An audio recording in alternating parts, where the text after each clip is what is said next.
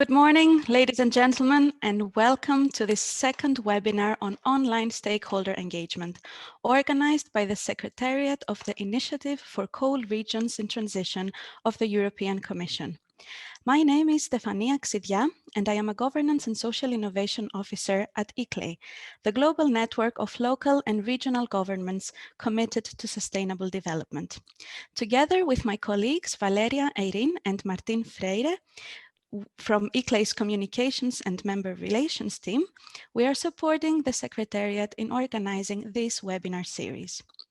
2 weeks ago, we hosted a first webinar focusing on the 5 W's of stakeholder engagement, providing an introduction to key concepts and tools, sharing tricks and tips for designing stakeholder engagement processes in online environments. In September, we will host a third webinar, which will focus on larger online events and how we can enable participation in multi-stakeholder consultations.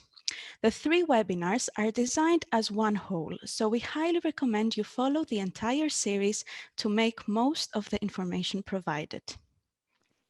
But here, there are some housekeeping rules that we have designed to ensure the smooth running of the session today. This webinar is being recorded and is available on YouTube for all of you. To respect everyone's privacy and to have a smooth run of the event, microphones and cameras are being disabled. If you use the chat to interact with another participant, and you can also leave questions for us there. If you encounter any problem or technical issue, write a private message to our colleague Martín Freire, who will do his best to support you. So before we start today, we would like to ask how many of you actually attended the first webinar. So we will ask you to join slido.com, follow the link that will be shared in the chat, use the password Coal Regions, and just give us a simple answer to this question. Did you join us in the first webinar? Can we assume that you have followed the first part about the 5 W's of stakeholder engagement? Okay, answers are starting to come in. This way, we're also testing in practice this online polling tool, which is very useful to get audience feedback during a webinar or a workshop, because it gives you the option to have multiple choice or open questions for your participants to answer anonymously. So great. We've got very nice that most of the participants today have been before the previous one. Yeah, okay, so we can build, let's say, some basic things will be repeated, but we're focusing today on online workshops. So we hope it will enhance your understanding and build on your first experience. Okay, we're getting to 78% of people that have already participated. Great. Keep this tab open because we will use this tool also a bit later. So going back to our presentation, what we're going to do today. Last time, we presented you these 3 levels of online stakeholder engagement, and we discussed mainly the basics about producing online events. Today, we will focus on co-creation methods for online stakeholder engagement. This can be useful when engaging small groups of stakeholders in either consultation or cooperation processes. Looking back at these different online tools, we will be focusing mainly on online workshops today, and we will also provide an overview of tools and methods for further research and experimentation. Our webinar today will provide guidelines for the preparation of an online workshop and present you 5 types of workshops that can be specifically designed in the context of the developing of just transition action plans in coal regions.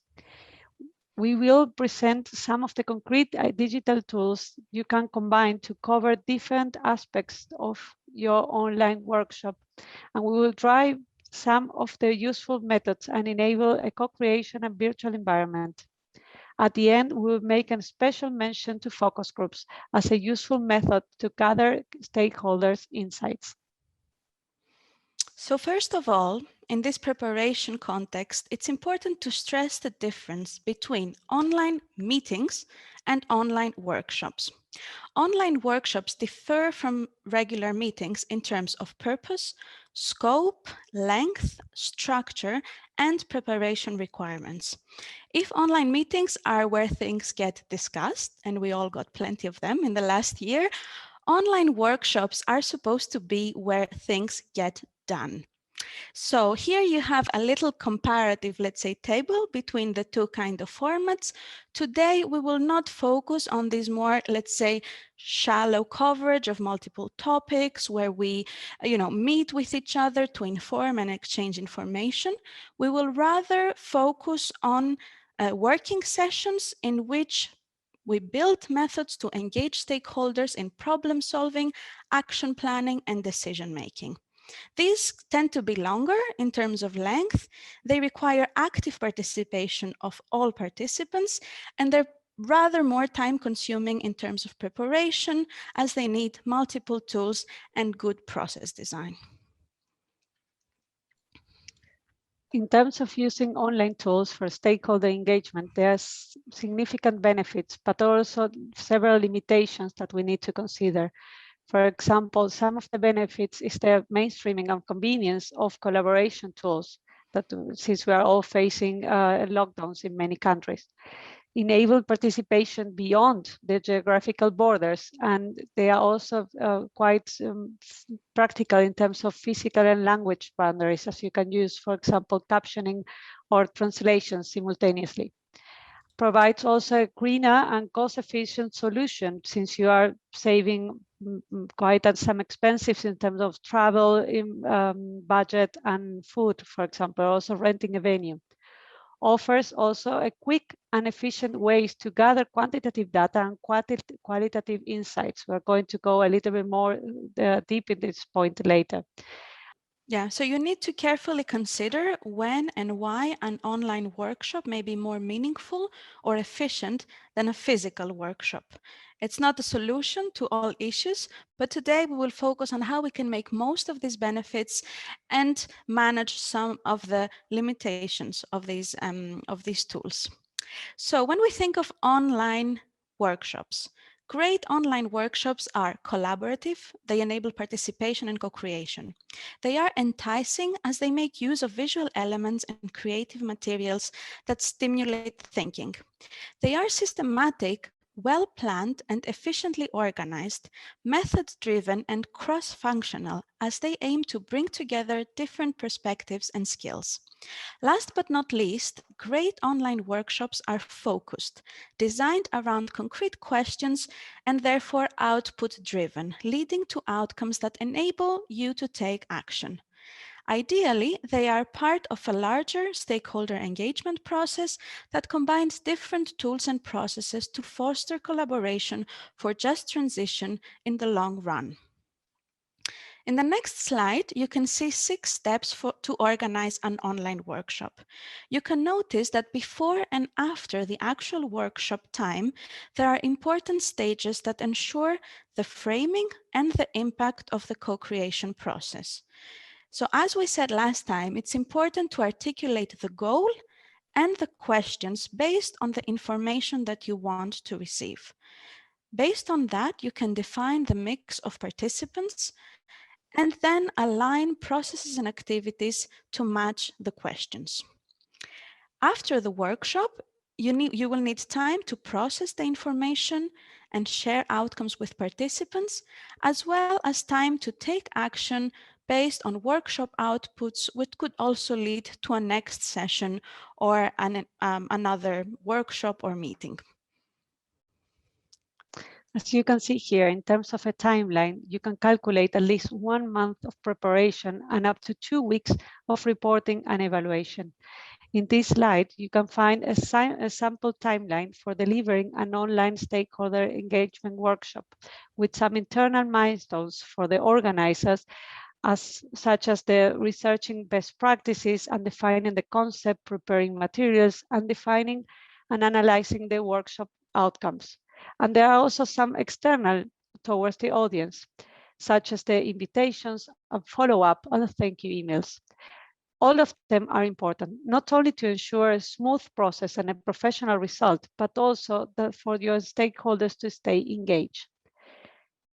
As we mentioned during the previous webinar, events are part of a larger stakeholder engagement process.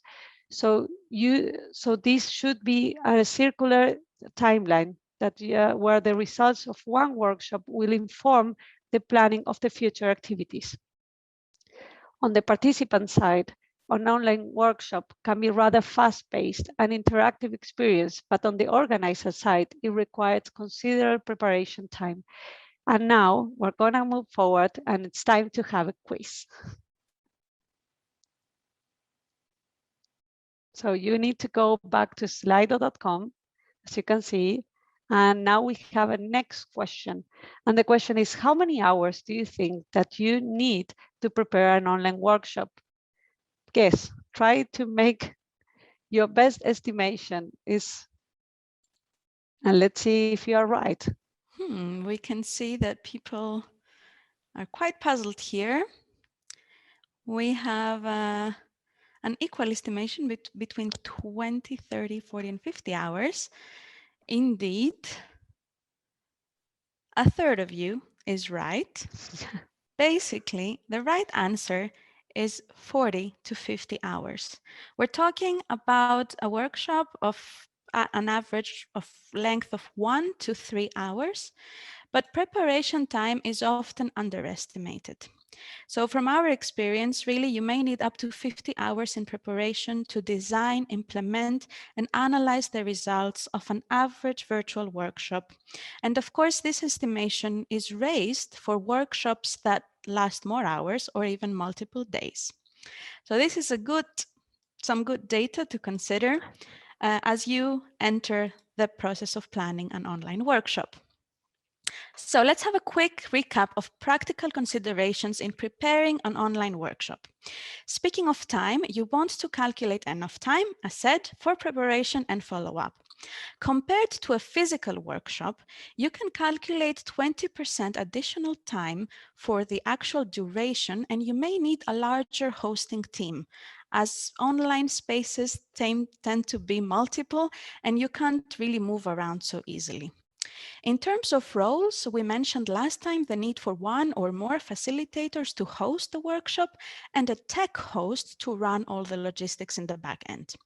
Additional roles can be divided among the hosting team, and they include the timekeeper, the conversation assistant for chat and backstage support, and the documenter to organize and analyze the workshop results.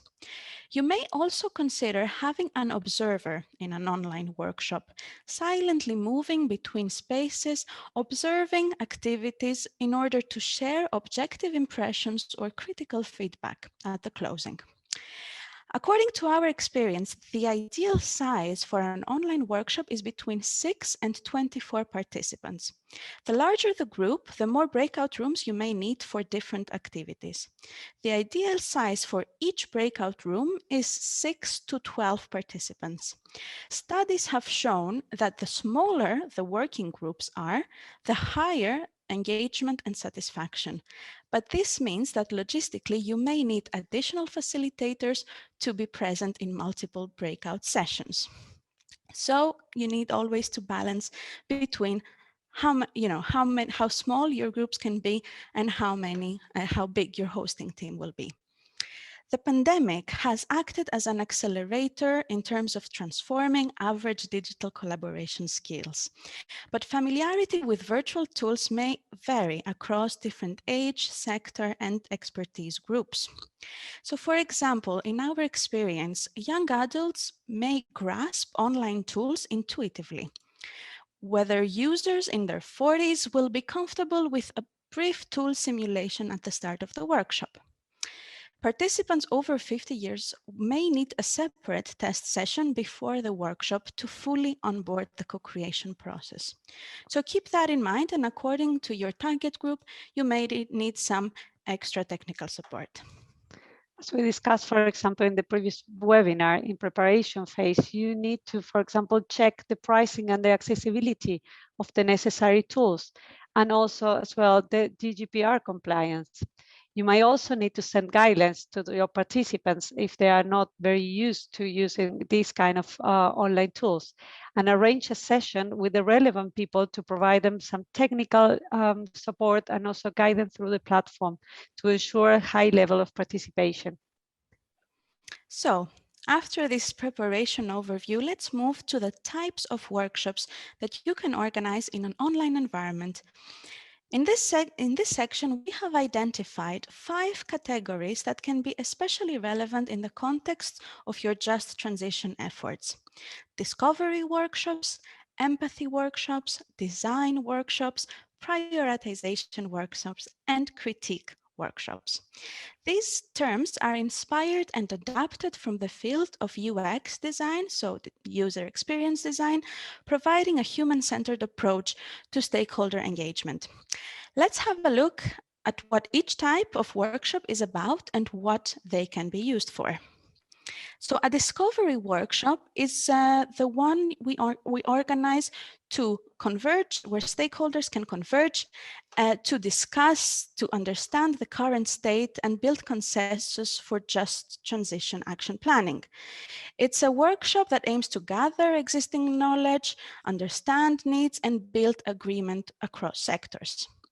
An empathy workshop is meant to raise the understanding of the needs of the local community before designing a solution.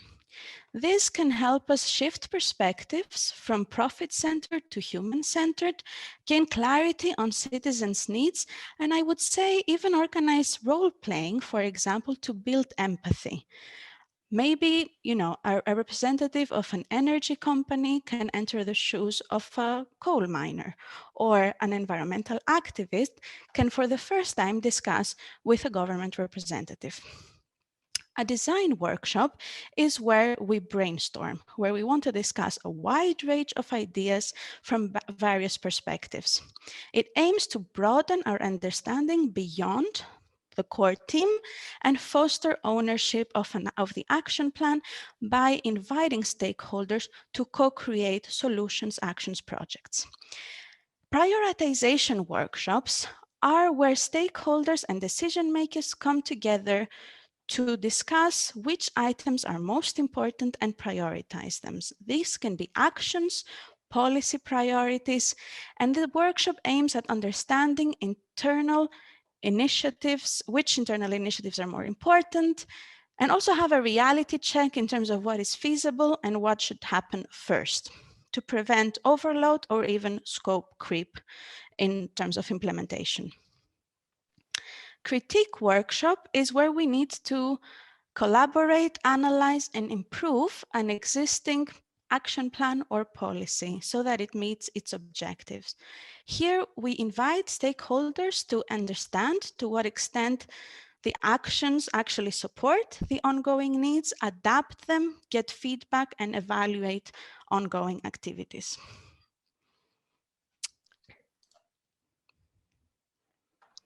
In the second half of this webinar, we will explore concrete methods and support these different types of workshops.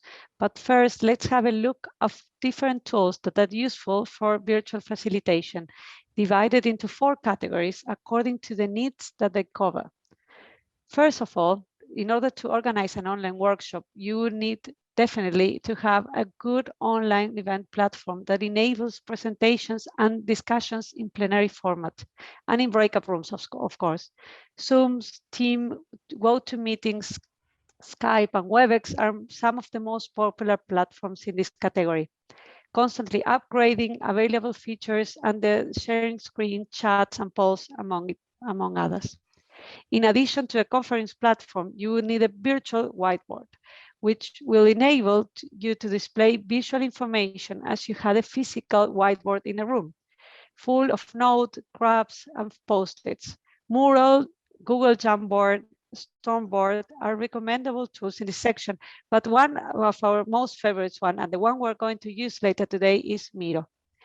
In the third category of these tools, and rather an optional one, is the file sharing one. In this case, you want participants, for example, to exchange information with the hosting team and to keep live notes and share the documents as they speak. Some of those are Google Docs, are Evernote, but there are plenty out there. Finally, in an extra category of the tools you might consider offer live service and polls, which can animate your workshop and help you gather live feedback, quantitative and also qualitative data in a fun and efficient manner.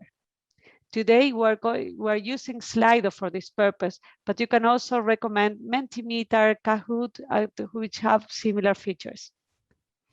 So apart from these technical tools that you can test and explore yourself, there are also some theoretical tools to support process design for your online workshop. A useful theoretical framework to design the workshop structure is this diamond that can develop as a double diamond with within the same or successive workshops. This framework starts with a clear purpose and leads to a concrete goal. It identifies a divergent phase in which multiple ideas and possibilities are explored, an emergence moment in which some options stand out, and then a convergence phase in which choices are made and decisions are taken. So as long as you set a clear purpose at the start and a clear goal at the end, you can design one or multiple activities in breakout rooms that take your stakeholders on this journey from discovery to delivery. Always keep in mind the limitations of your decision-making processes so as to keep the discussion on topics where stakeholders' input can actually make a difference, avoiding to open up discussions beyond your collective domain of influence. Circular models are also useful to think of your workshop flow as a facilitation cycle that goes from opening to exploration, collection of ideas to structure, prioritization, and harvesting. So this may sound a bit theoretical, but if we turn this into an actual workshop agenda, we can identify indicative elements that usually define the flow of an online workshop.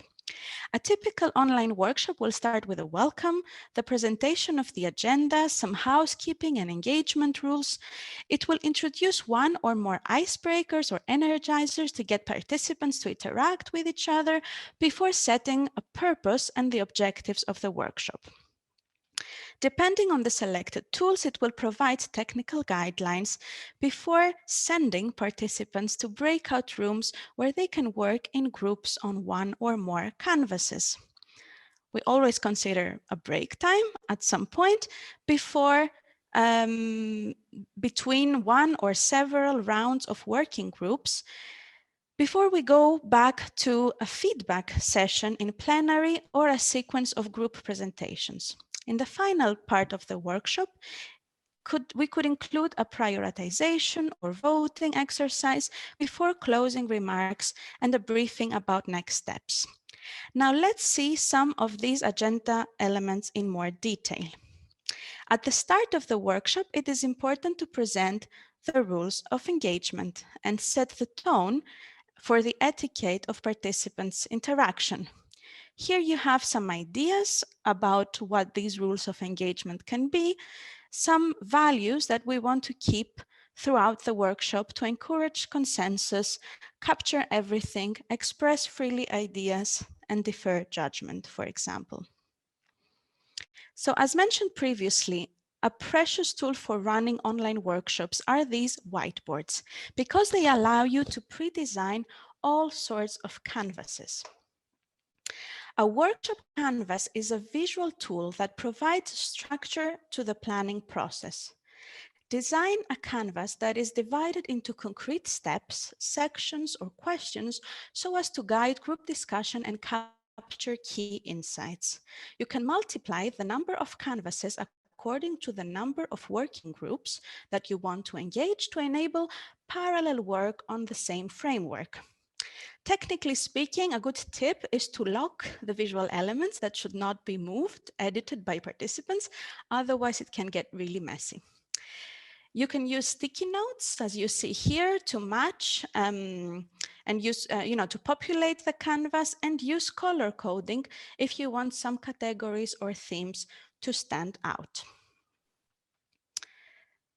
So as technology advances, more and more virtual conferencing platforms like Gather or Wonder, for example, are connecting breakout rooms to customizable virtual environments that allow participants to move around as avatars, sit in different tables, and meet each other in different rooms.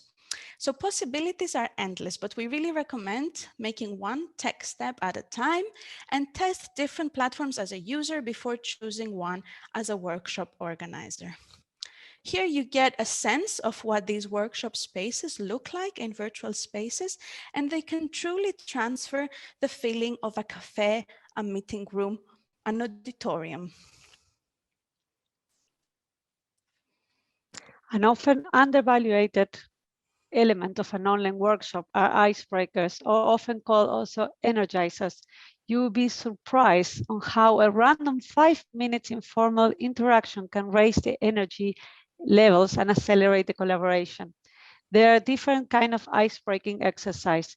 The main goal of a break is to break the awkwardness in these 5 minutes, help participants feel more comfortable among the group and introduce themselves and get ideas following. You can surprise them with a fun element, divide them briefly in pairs or triads in breakout rooms, talk in a circle format, and even use online pods or chat rooms simultaneously to chat and interact with each other. Some examples, for example, can be to ask people to introduce themselves, to share a picture, or for example, a burning question that they have to reply, express gratitude or appreciation to each other, for example, for groups that have been working together for a longer period and know themselves better. Set the workshop expectations can be something very useful. Find the things that they have in common, especially when they think they don't have nothing in common, and show, for example, an object that is red near them to the camera, and everyone can have a good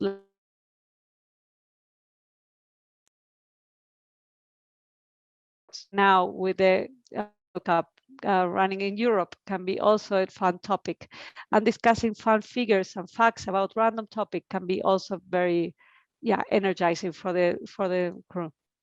So we have already used a couple of online polls today, but let's try to create a word cloud by answering this appreciation question in one word.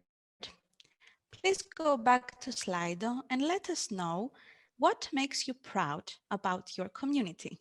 So you use the same link, you use the hashtag #CoalRegions, and you can share one word that really expresses what makes you proud about your community.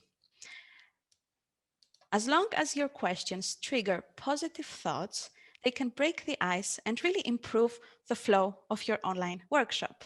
So we have some words that are coming in: communities that are open-minded, the culture of a community, the motivation, the work ethic, the togetherness. You can see how simple words, when brought together, can really set the tone of a group that otherwise is not even able to see or hear each other today, as we have the webinar format, but we're using this to show you indicatively how an icebreaker can work. So thanks for your contributions. We're running through today, but I think we get the essence of these little exercises.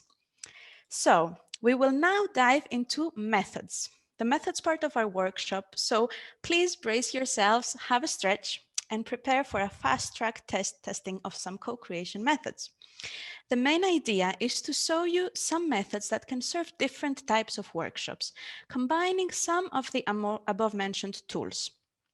We will start with two methods that can support a discovery workshop to map stakeholders or analyze different factors that affect just transition in your region. We will then see how rapid ideation brainstorming can happen in a design workshop, and present two tools that can help in prioritizing ideas, actions, and tasks in your community.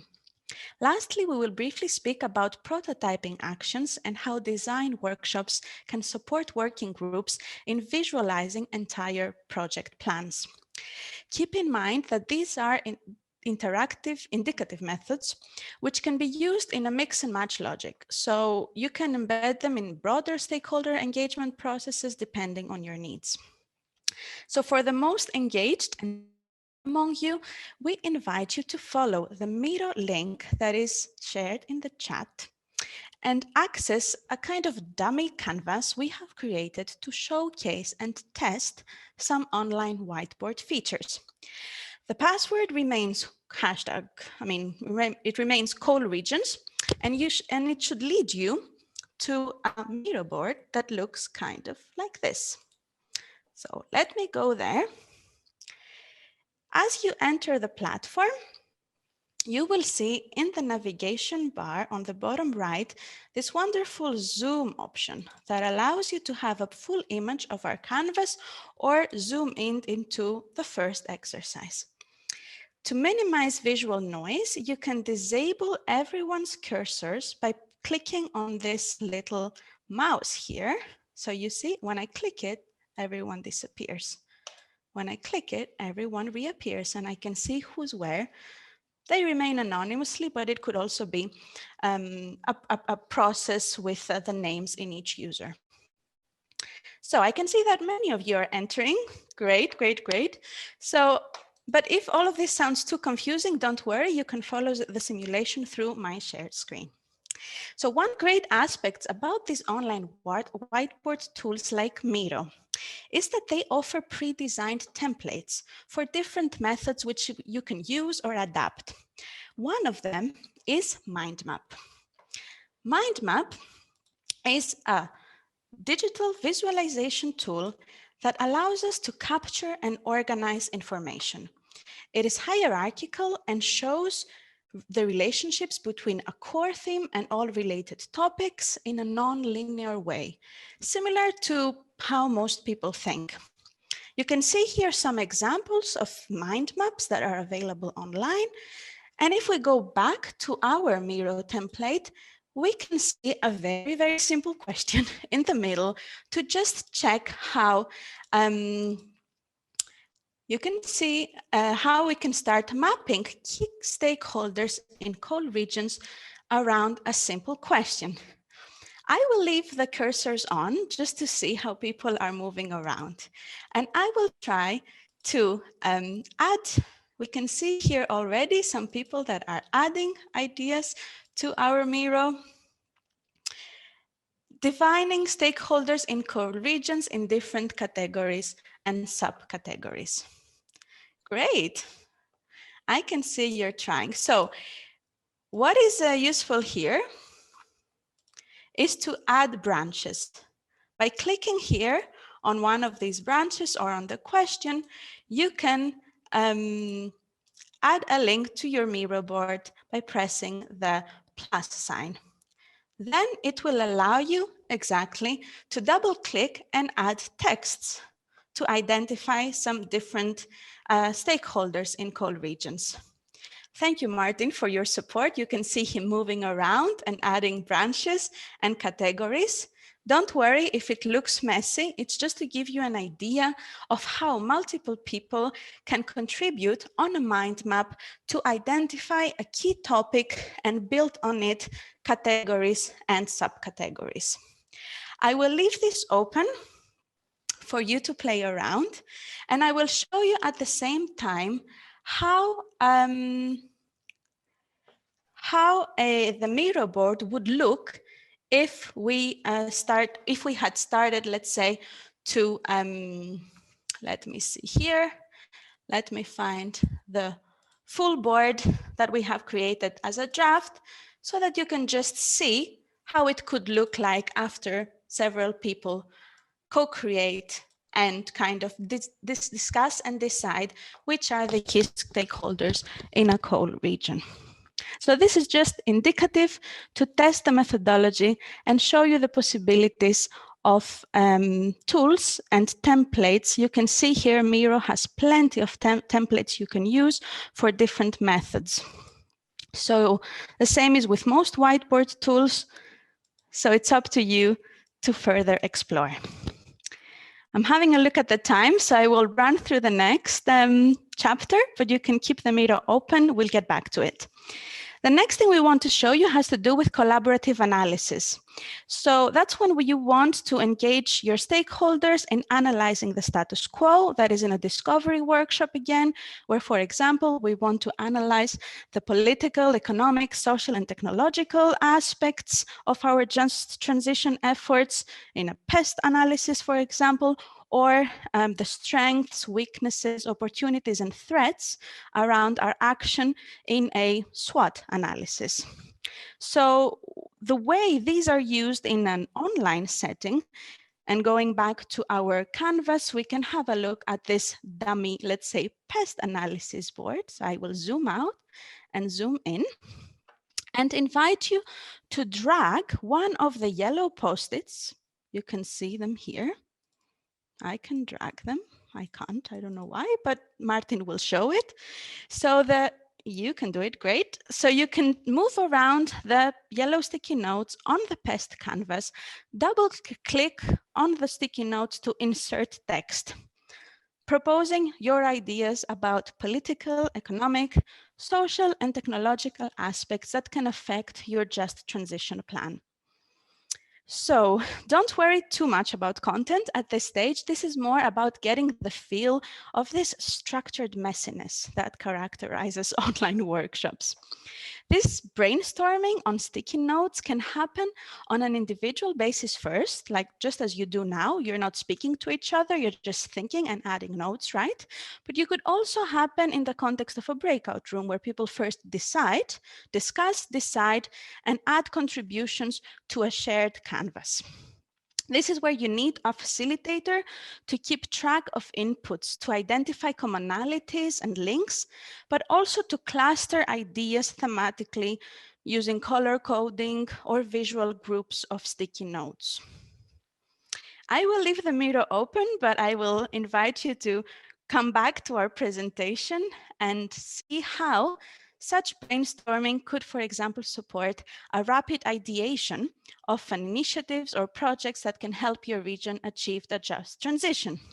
So we have created this sample canvas divided into 4 categories of projects, which could be used in a design workshop to mobilize stakeholders to brainstorm about possible initiatives, following a similar virtual journey to the SWOT analysis you tried, but using a different canvas. So it's up to you to design your canvas in a way that allows to structure a conversation and gather results in a structured way. And actually, online you can find plenty of useful templates that you can use and adapt.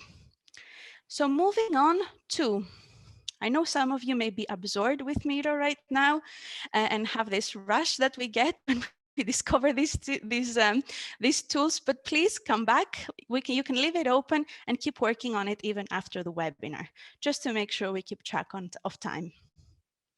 So moving to a prioritization workshop. Let's discover 2 methods that can help virtual teams prioritize and take decisions on the ideas generated collaboratively. The first method is dot voting. It's also known as sticker voting or dotmocracy. The idea is to provide each participant with a number of colored votes, which they can freely distribute across available options. So as illustrated here, some ideas will receive multiple votes and some will receive less. Dots can be color-coded, as shown in this example, to match participants' names, or you can enable anonymous voting by using one color only. It's quite exciting to see how in a virtual environment, these dots start to move around the canvas and how people will start prioritizing the ideas that they want to stand out.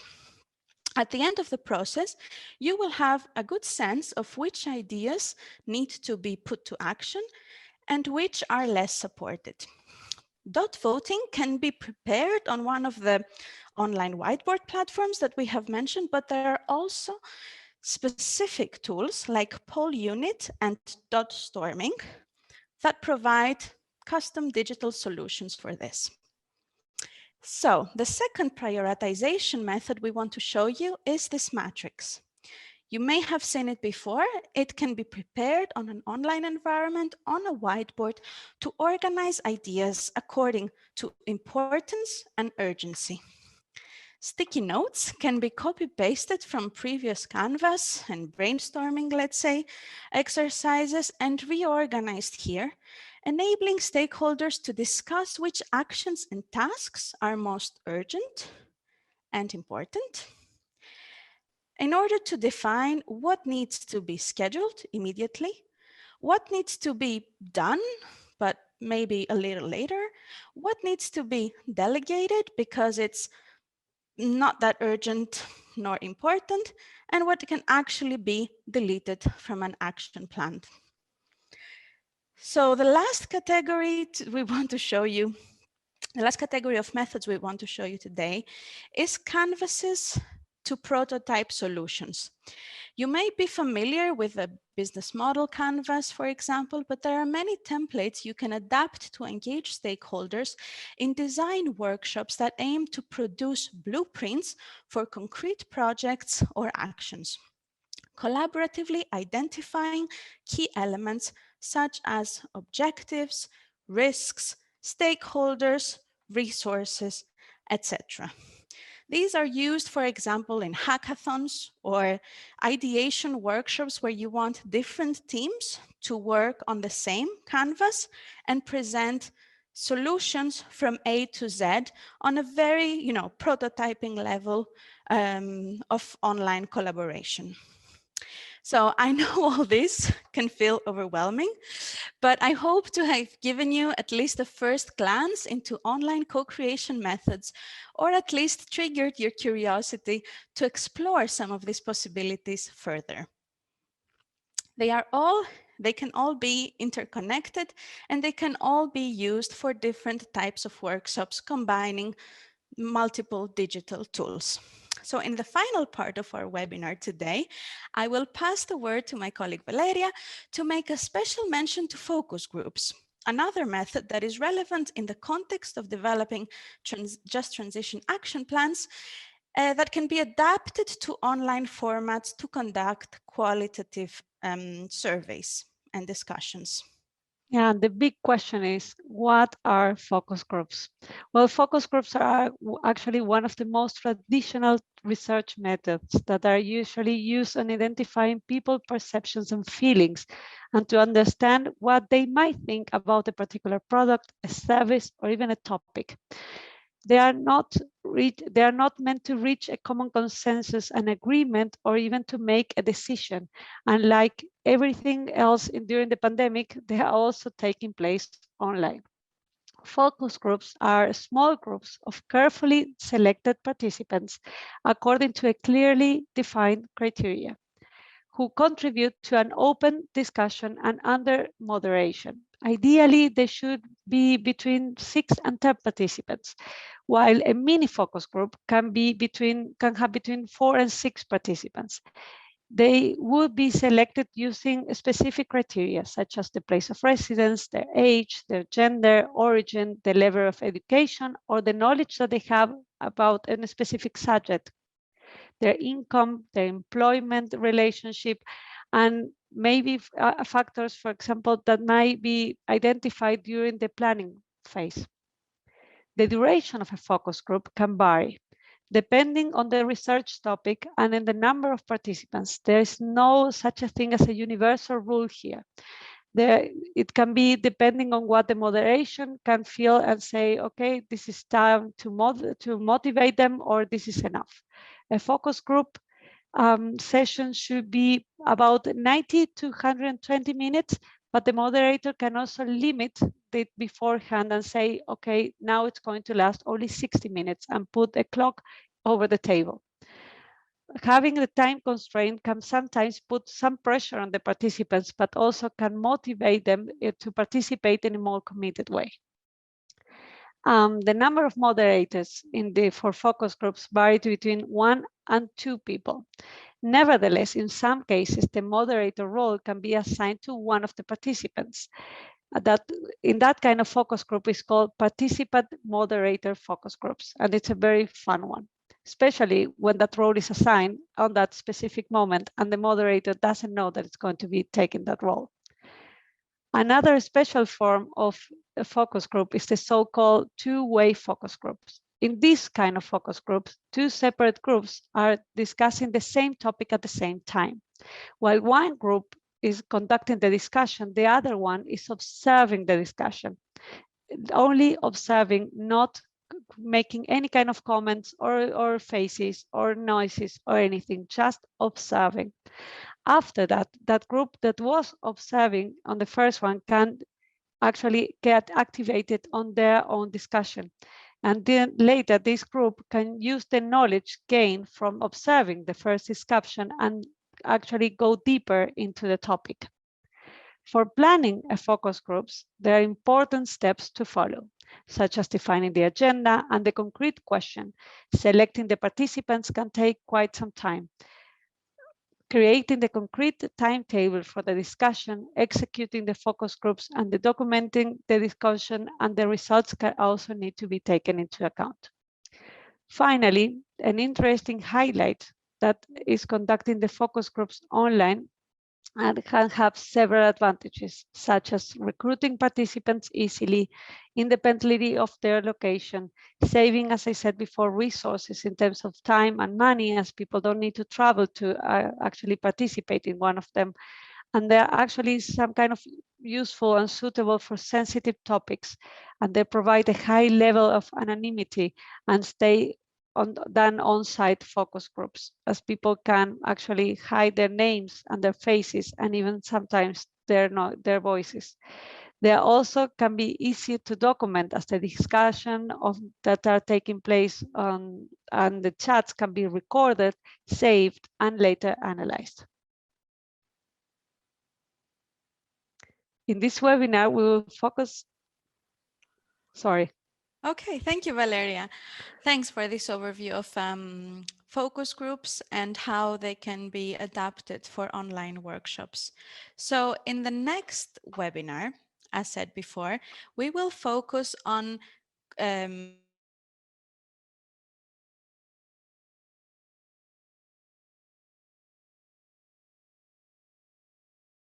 we'll have a better understanding of what virtual facilitation entails and feel a bit more confident to experiment with online stakeholder engagement processes, or at least know what to ask from an expert subcontractor or external collaborator, facilitator that you may want to hire or include in your stakeholder engagement actions.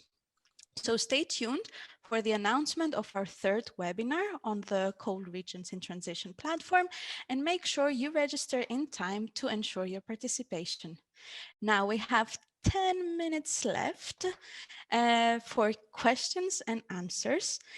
Please use the chat to ask anything that may be confusing you right now, or anything on the methods or the tools that we tested, and we will try to share our experience. So Martin, I know you're in the backstage and supporting us with this. He's our tech host, speaking of roles, and he's available on the chat to share questions that you may have about designing, facilitating online workshops. Do we have any question maybe in your private chat? A question from Yes. my side. I think it's a relevant question for everybody. What is, so you presented a couple of methods and tools, and they are quite different from each other. So as a general rule, what is the key question one should ask oneself to choose one over the other? What is the overarching question that then leads to everything else? Mm-hmm. So I think in that respect, it's useful to go back maybe to the types of workshops we mentioned, because they reflect the objective. So do we want to explore possibilities? Do we want to empathize with our users just to understand their personal stories, or do we want to just share knowledge? So it is really a matter of objectives and then of what type of end result you want to receive. So do you want to receive a list of suggestions? Do you want to receive a quantitative, let's say, prioritization of some specific data that people are discussing? So you always need to think of what is your end result and build back to see whether you want a more open process like brainstorming, or something that will build on an existing, let's say, action plan or an existing list of priorities or projects. I don't know, Valeria, if you have to add something to this. No, I would only say that it's very important that you design the workshop very specifically to your needs and actually make yourself all the right questions before you start planning it. At the stage where you think, for example, of who might be the moderator, who might be your actually stakeholders that you want to invite to actually have a fruitful discussion, right? And that's all important questions to make oneself when designing a workshop, right? Yeah, it's also important to mention that there's more and more material available freely online. So really, I mean, when I have to organize a workshop, I start Googling. I get really inspiring images, templates. There are now even videos that you can watch to observe. You can see recordings of other workshops. These are really useful materials, and especially in the context of EU projects, where open research is motivated and, all the results are shared online, there are a lot of resources that you can study to get inspiration and see what format works better for you. I think for beginners, it's good to start with existing templates or with scripts or workshop flows that you can find that somebody has already tested. And as you grow experience, you can start adapting, playing around, and combining multiple tools and methods. And also try to participate in different workshops, because if nothing gives you more experience than being an actual participant in one and gaining the experience and the best lessons learned from your own experience as a participant. Then you know, for example, which tool was exciting to use, how got participants more engaged, what were the mistakes that you don't want to make yourself, what were the platform that were used, was it friendly, was it not? That kind of stuff can also save you mostly a lot of time and energy later on. Yeah, I think the secret is testing, testing, testing. Things will go wrong. You saw in my mind map today, I couldn't add branches. I don't know why. I've tested 10 times. But it happens, so you always need a backup plan. You need somebody like Martin. You need a tech host that can go in the backstage and save the situation if something doesn't function. And of course, you need to start with the acknowledgement that this is a bit of a messy process. So you're trying to put structure, but part of this creative co-creation, let's say, processes is this kind of structured messiness, as mentioned, that leads to some very, very, personal and meaningful insights. So I don't know, Martin. Yes, we can have another question if I think we have 5 minutes left. So, and then the other question is, so the pandemic really made us all, forced us all to be comfortable in these online situations. But I'm sure that there are people still that are, skeptical of online. What would you say to somebody that is like, no, look, I prefer the online, the in-person meeting, the workshop. What would be the three pros that you would say, no, online workshops are actually better than in person in some situations? What would you say to them? So first of all, indeed, they're not better by default.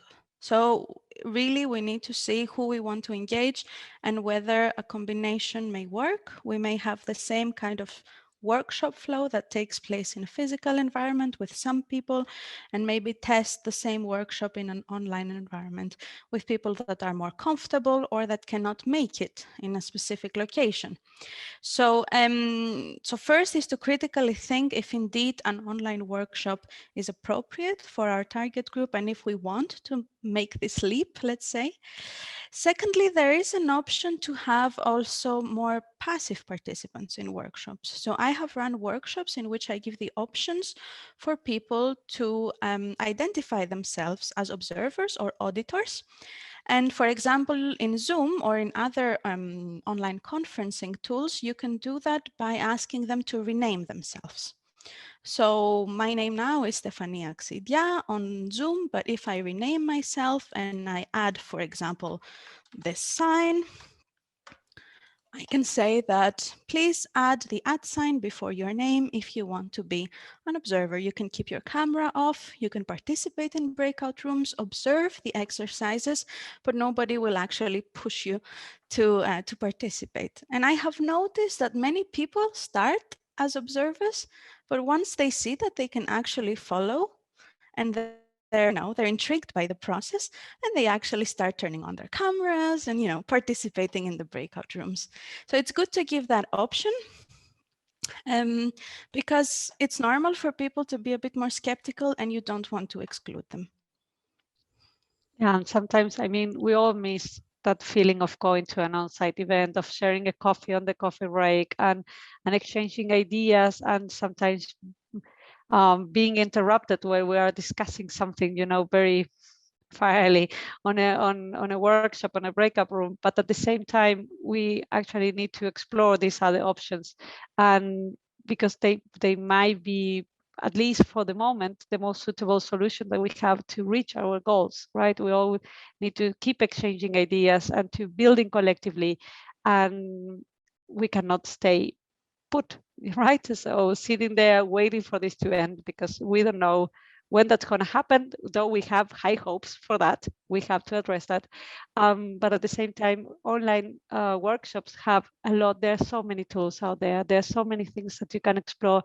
For example, you can start a workshop by having all participants in the same room as a plenary room, then move them into breakup rooms, and then start using one of these many activities or canvases that we show you, and then presenting back in the plenary using post-its, and then, for example, using the poll, the dot voting scheme that we show you. And that's actually very fun for the participants. And when they start interacting and expressing their ideas and getting to know each other, then people kind of forget that they're behind a screen and not actually in a proper pace. Sharing guidelines. It's all a matter of interaction, right? And also offering right guidelines, telling the people not to forget to have a cup of coffee and a croissant next to them. It's not the same, but it's something. So because it's all a matter of time and a matter of timing, remember in the last session, we mentioned that facilitating online events, it's like flying a plane. You need to take off on time and land on time. So as we need to lead by example, we're now approaching the end of this webinar and the lunch break, hopefully. So please, before you check out, leave us a note in the chat with your feedback about the session, but also share what do you still need to learn to advance your online stakeholder engagement process? And is there anything specific you would like to discover in the third webinar? So you can just use the chat for this in Zoom. We will use this input to adapt the curriculum and make the next webinar as interactive as possible.